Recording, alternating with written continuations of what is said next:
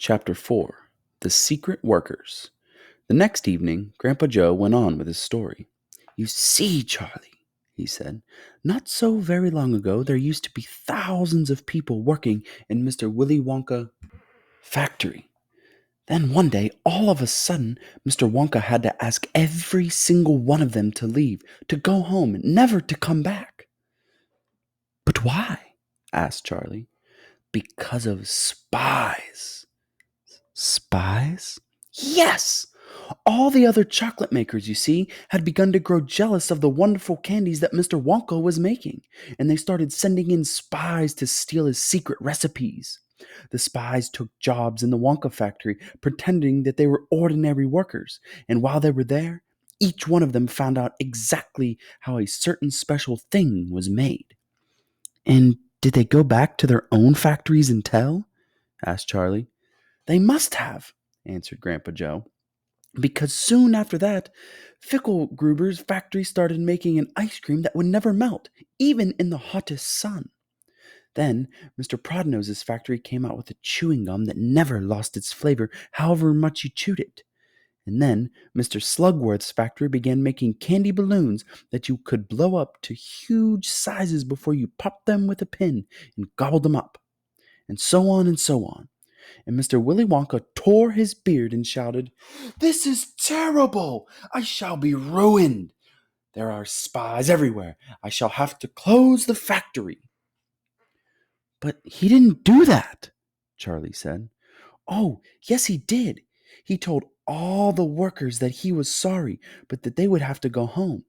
Then he shut the main gates and fastened them with a chain.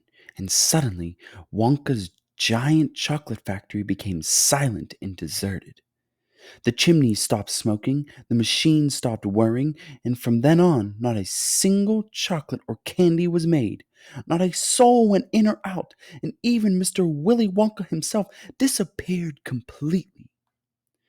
Months and months went by," Grandpa Joe went on, "but still the factory remained closed, and everybody said, 'Poor Mr. Wonka, he was so nice, and he made such marvelous things, but he's finished now. It's all over.'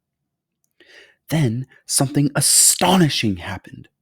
One day, early in the morning, thin columns of white smoke were seen to be coming out of the tops of the tall chimneys of the factory. People in town stopped and stared.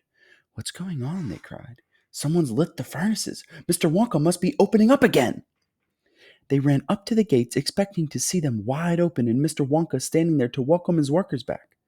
But no! The great iron gates were still locked and chained as securely as ever, and Mr. Wonka was nowhere to be seen. "But the factory is working!" the people shouted. "Listen, you can hear the machines. They're all whirring again. And you can smell the smell of melting chocolate in the air." Grandpa Joe leaned forward and laid a long, bony finger on Charlie's knee, and he said softly, "But most mysterious of all, Charlie, were the shadows in the window of the factory. The people standing on the street outside could see small, dark shadows moving behind the frosted glass windows." "Shadows of whom?"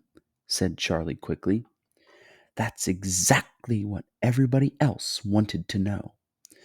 "The place is full of workers," the people shouted, "but nobody's gone in. The gates are locked. It's crazy. Nobody ever comes out either." "But there was no question at all," said Grandpa Joe, "that the factory was running. And it's gone on running ever since for these last 10 years. What's more, the chocolates and candies, it's been turning out to have become more fantastic and delicious all the time.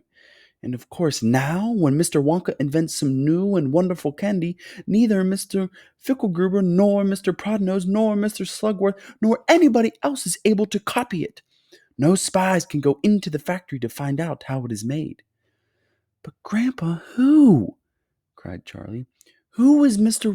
Wonka using to do all the work in the factory?" "Nobody knows, Charlie." "But that's absurd! Hasn't someone asked Mr. Wonka?" "Nobody sees him anymore. He never comes out. The only things that come out of that place are chocolates and candies. They come out through a special trap door in the wall, all packed and addressed, and they are picked up every day by post office trucks. But, Grandpa, what sort of people are they that work in there? My dear boy, said Grandpa Joe, that is one of the great mysteries of the chocolate making world. We know only one thing about them. They are very small. The faint shadows that sometimes appear behind the windows, especially late at night when the lights are on, are those of tiny people no taller than my knee. There aren't any such people, Charlie said. Just then, Mr. Bucket, Charlie's father, came into the room. He was home from the toothpaste factory, and he was waving an evening newspaper rather excitedly. Have you heard the news? He cried. He held up the paper so that they could see the huge headline. The headline said, Wonka Factory to be opened last to a lucky few.